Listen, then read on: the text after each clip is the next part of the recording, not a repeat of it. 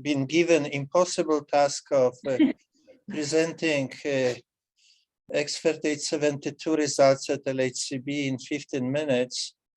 So this is the list of all the publications related to this topic.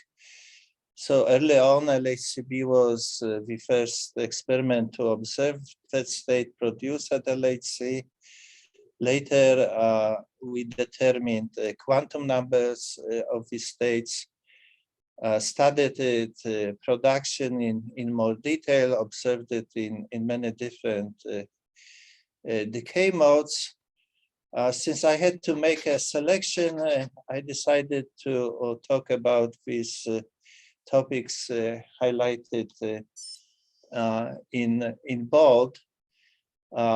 So I will talk about line shape studies, since this is a prominent topic at this workshop.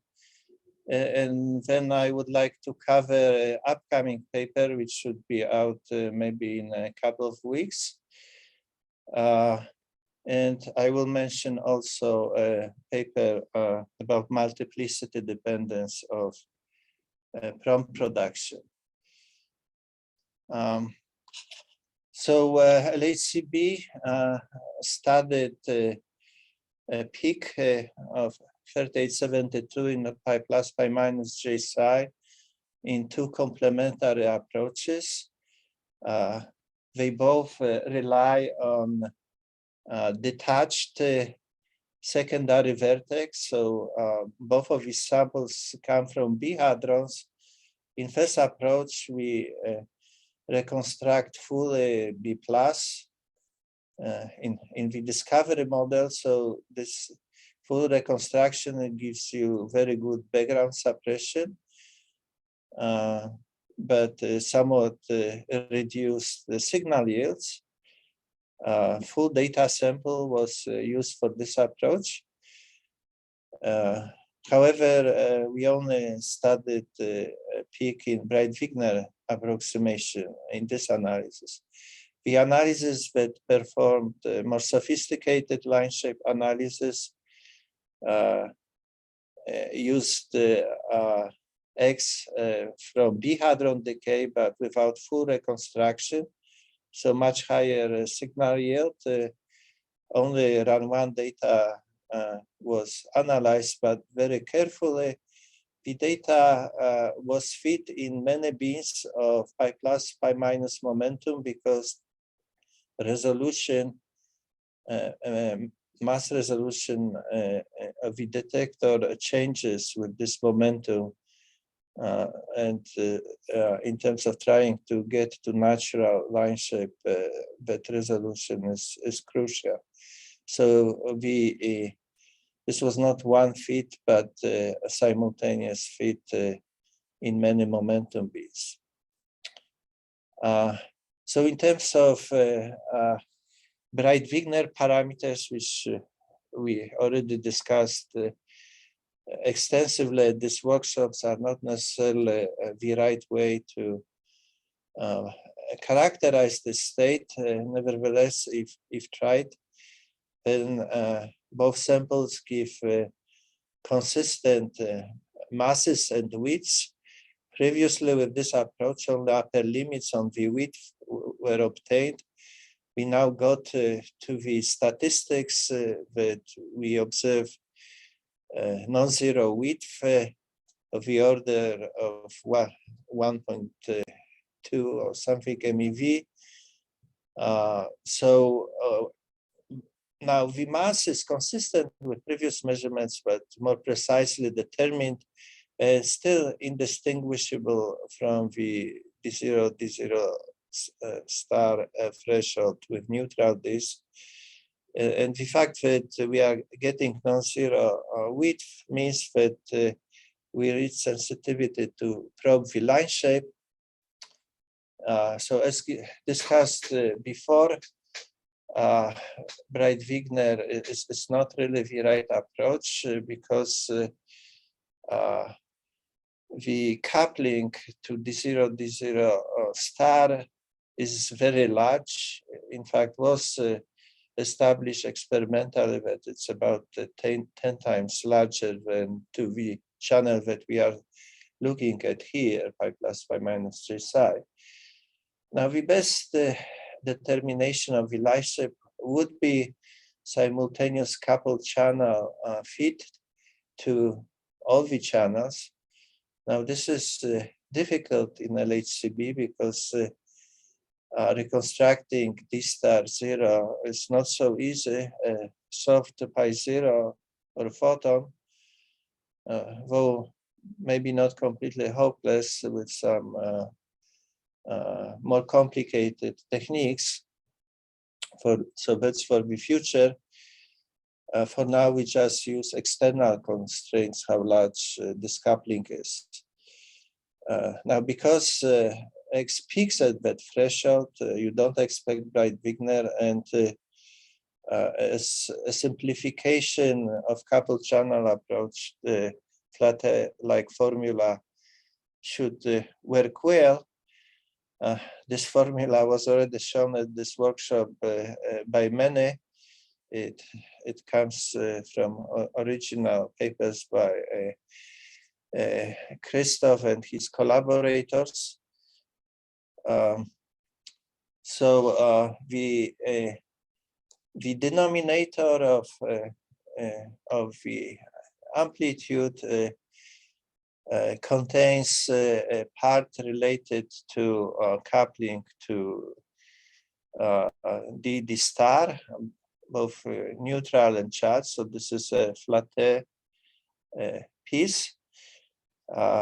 The assumption used by LHCb was that coupling constant would be the same, but I agree with comments that Christoph made that it wouldn't make a difference not to make this assumption, because that peak essentially dies off before the threshold of charge D's is reached.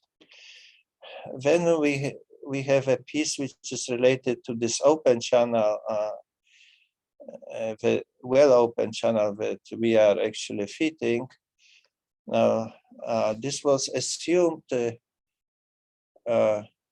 first of all,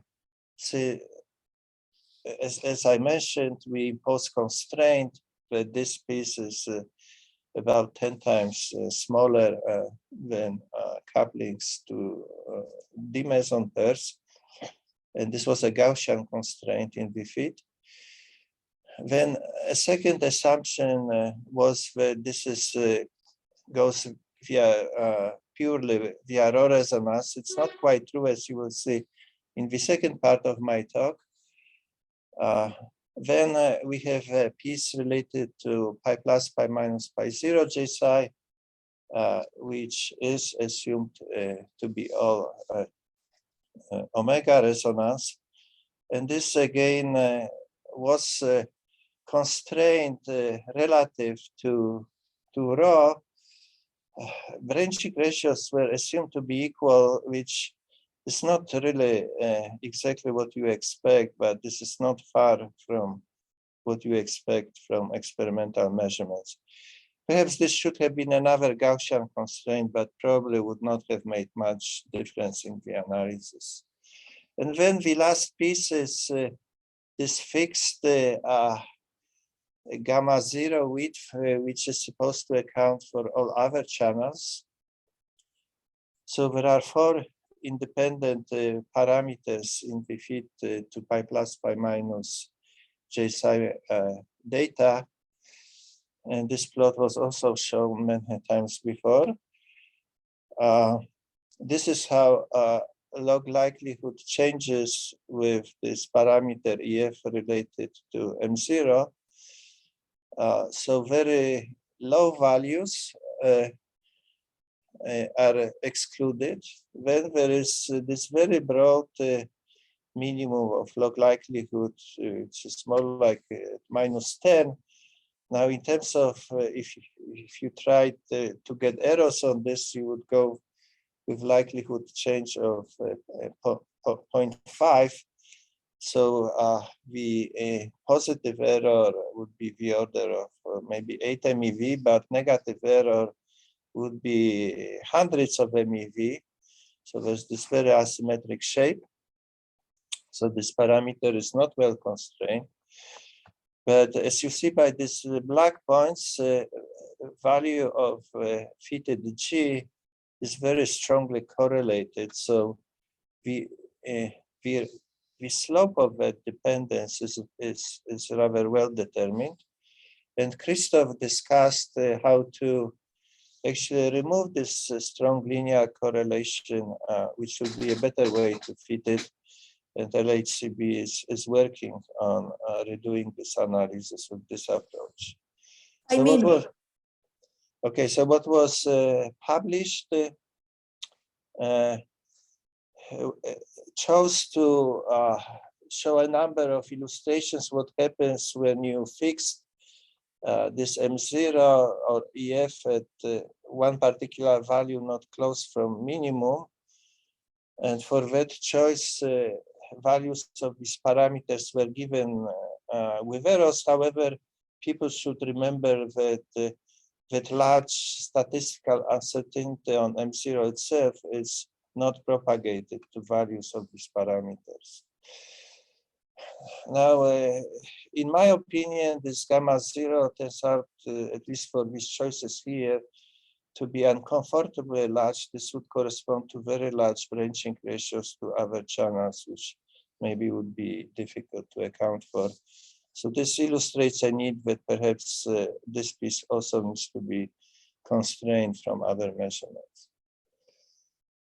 Now, the other thing that LHCb did is given that flat fit, LHCb studied location of poles when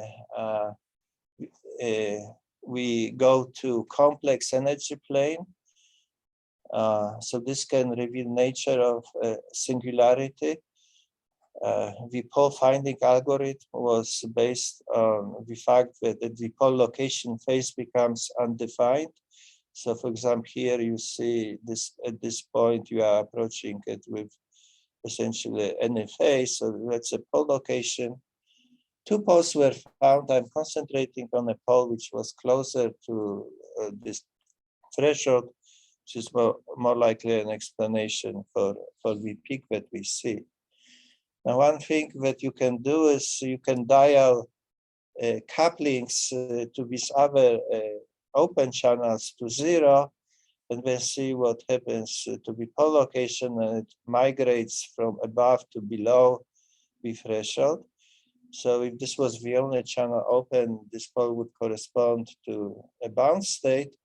But when these open channels make it a resonance, if it's located in this part.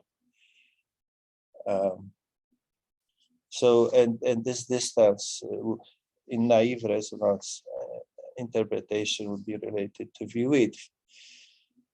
Now, this is the pole location given all these statistical uncertainties here, also systematic uncertainties were folded in. And you can see that more data prefer, a resonance coming from a bound state, but we cannot rule out possibility that it could also be a quasi-virtual state, so like a resonance coming from a virtual state.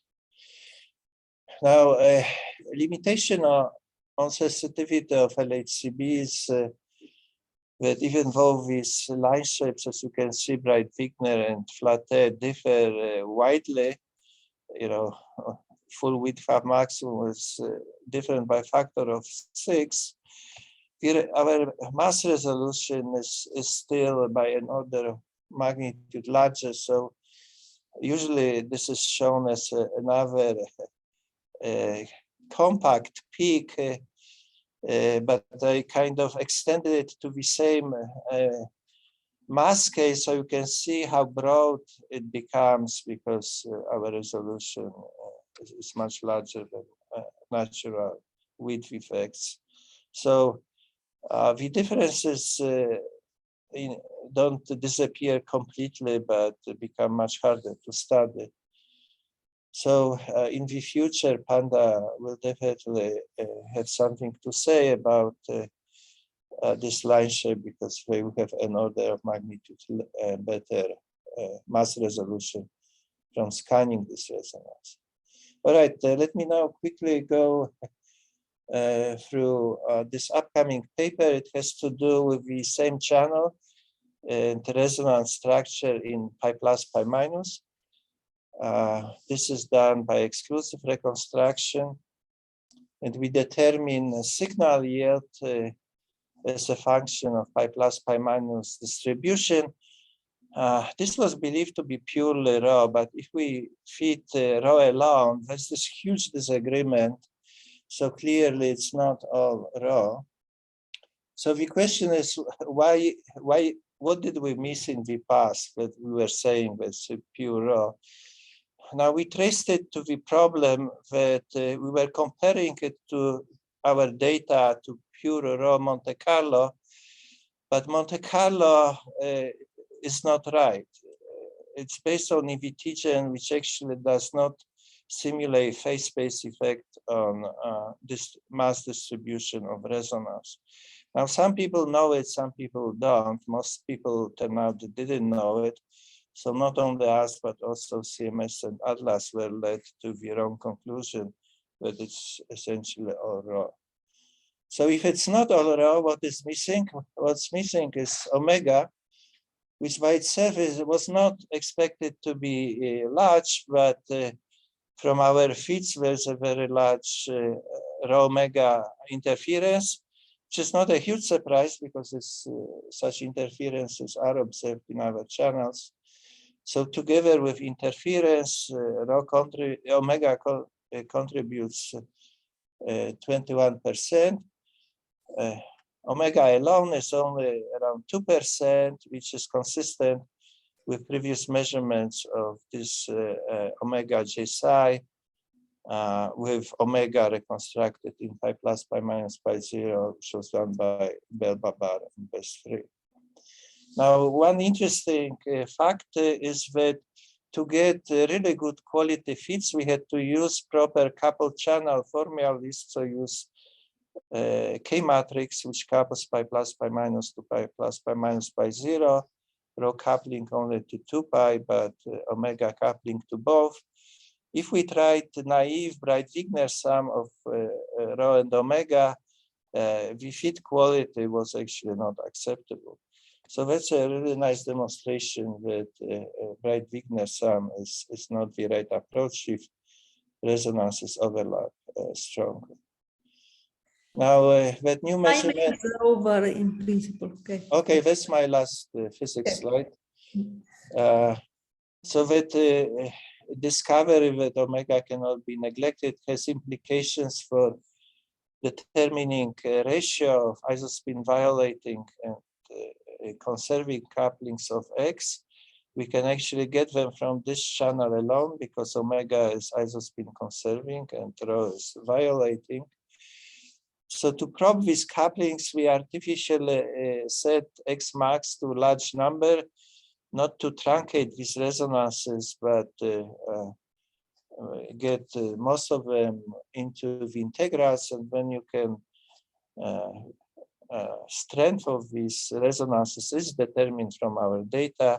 From this, we deduce this ratio of coupling constants, and compared to what you normally expect for normal mesons, including Charmonia, isospin violation is supposed to be only a few percent, as illustrated by measured couplings of psi2s. So you see that isospin violation, as known before, is huge. It finds natural explanation in molecular model, but two degenerate compact tetraquark states could also produce large isospin violation. But I will skip this since I'm out of time. All right, so instead of concluding, I let you just read this slide. Okay, thank you. Okay, thanks a lot for this very nice talk. So question, these ends are new, Christoph and Frank, or they are from last talk? Mine is new. Okay, Christoph, go ahead. Okay, I have actually one request and one question. Can you, for the request, can you go to page 6, please?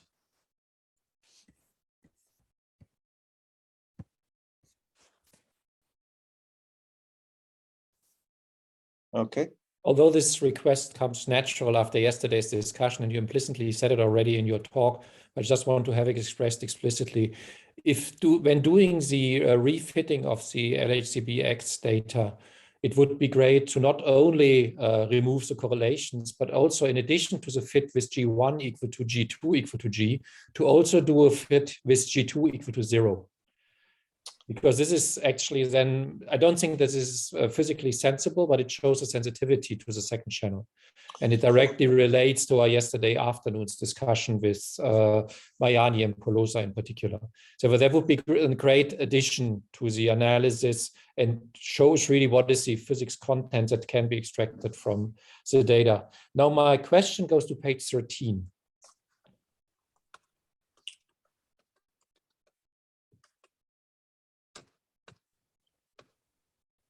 Okay. Well, can you just fill it completely? Yes, thank you very much. In principle, you can predict the omega admixture to the road channel completely parameter-free, simply because we know G omega to 2 pi from the pion vector form factor. And you Yes, know I mean, the x going to 3 pi, and therefore the x going through omega to 3 pi just from the omega rate. Therefore, in principle, you could do this completely parameter-free. well, I mean, Or said differently, did you check that the parameters you get here are consistent with the x going to omega j psi and the strength of rho omega mixing? well, I mean, this part is in our analysis completely fixed from PDG, right? Because all these couplings are well known, right? I don't agree. G omega to 2 pi that you have here is an unrenormalized coupling. The G omega to 2 pi from the PDG is actually a renormalized coupling because it's extracted from the width. So one has to, when using a K-matrix parameterization, one has to be careful not to mix K-matrix parameters with physical parameters. So if it would be on the safe side, it would be good to, with the same model, to do a refitting of the pion vector form factor. But this is something we can discuss offline. Maybe it's proper, maybe it's not, but let's discuss that offline. Well, all right. Yes, we can discuss it later today. So this paper will come out as it is, but that's an interesting comment that can affect future upgrade of that analysis. We have 3 other questions, so let's go ahead. Yeah, thank you, Tomasz, for this very understandable presentation and explaining all the details of that very interesting paper concerning the line shape.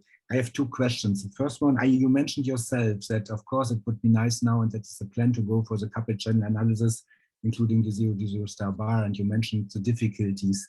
So is it now a showstopper, or can we expect on the present data that you are able to do the analysis? Or do we need to wait for next trigger issues? Yeah, so there are people in LHCb which are trying to probe this from LHCb data. It's not easy, but it will take a while. Maybe it will take more data, but with some tricks, we may be able to probe this part ourselves. But if not, then one could also try to do joint feeds to LHCb data in pi plus pi minus j psi, and let's say Bell and by bar data on this, especially if Bell gets much larger luminosity, they could actually probe this part, this mass spectrum well in X region. So maybe a simultaneous feed to both experimental data sets would be the best approach. I see, so that would then come before the next data on tape. But there is an effort to try Okay. to constrain this within LHCb.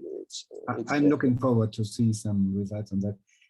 Second question, I think it's page 7, where you discuss these details again of these parameters and the difficulties and correlations. And my question, you see it, thank you. So now you see you have chosen somehow this value of -7.2 MeV.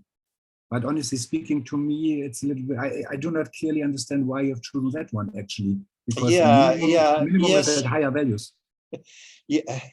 Yes, so, you know, I didn't do this analysis myself, so I did ALPHOS why they ended up using the 7.2 rather than, let's say, 10, which would be bottom of that curve. But do you agree? I agree, but I think the way it happened is that analysis changed slightly at the end. That this is initially where Binium was, and they didn't want to repeat all the laborious parts for pole searching and so on. So it ended up being 7.2, but in terms of likelihood, that's essentially not much difference, and probably also not much difference in what you would see in the paper. But I think the important, however, thing that could have been presented better is to make everybody realize that these statistical errors, that these are not full statistical errors, because there's this huge uncertainty on M0. So including full width, have half maximum of latte, it did not include this uncertainty. So presentation certainly could have been better, but since there's an effort to refit the same data, so all the experimental corrections and so on are already done, just refitting a better model, there should be an update and then just appendix to the published paper that you know, presents this maybe in a easier way to comprehend all the uncertainties. Okay, so let's go ahead with our question. Feng Kung. Yeah, thank you, Tomasz. Thanks for the very nice overview. Actually, my question is related to Christoph's ones. That's also about the rho omega mixing. Here you see you reported not all pi come from rho, but actually if we look at the old data, of course not the LCBs, but the old data of tip size 3 pi, we will see the 3 pi distribution is very broad. It's nothing look like omega. No, this is So, it's not quite true. There is a very narrow omega peak at the threshold. But much broader than the omega width. No, okay, data from both Bell and Babar had very poor statistics, very large errors. Bess scanned that resonance. They have more precise data, but they have very few scan points. But the LHCb actually has rather good sensitivity to J psi omega X to J psi, actually B to J psi omega K. And these results have not been published, but is being worked on. And there is something coming out in not too distant future about J psi omega with omega going to 3 pi from LHCb and X3872. There is definitely identifiable peak. You can actually find some glimpse of what LHCb has in Italian thesis. If you like, I'll send you a reference offline. It says it's not official result. I'm not supposed to advertise results like that. We are very much in delay with time for this. Should we put this question in the discussion today? Otherwise, we will not be in the schedule. So, what do you prefer? Go ahead here discussing. I am always against. I can renounce. Yeah. I don't know if I will be able very to much do the against discussion. the discussion, but you can ask your question. It's fast. Ask it fast, and then we proceed. So I have not understood. So you tried the Monte Carlo, and you got this old result. But now, I mean, instead you are fitting directly the data with the model with interference. Is this right, Thomas? No, you see, the problem is that the raw alone should look like this. Mm-hmm. Yeah. And Monte Carlos don't look like this because they are missing this phase space factor in generation. And actually, if you teach the documentation carefully, it warns you that it doesn't do phase space factors correctly. Okay. And some people know that people that work on broad resonances in sequential decays, they know that, but most of us, including myself, didn't know. So it's actually important to advertise to experimentalists that EVT-gen in general, if you construct a sequential decay chain and you have some resonances near kinematic boundaries, their shapes will not be simulated properly. It's a funny thing that this error actually made raw fit data better than in reality, because what happens is that this is really raw mega interference, but it was misinterpreted as a raw alone because of this problem in EVT-gen. This problem will not be easy to fix, because there is a real reason why it cannot be implemented in a generic way in EVT-gen. Okay, so let's discuss more in the afternoon, and let's go ahead with the next talk, please.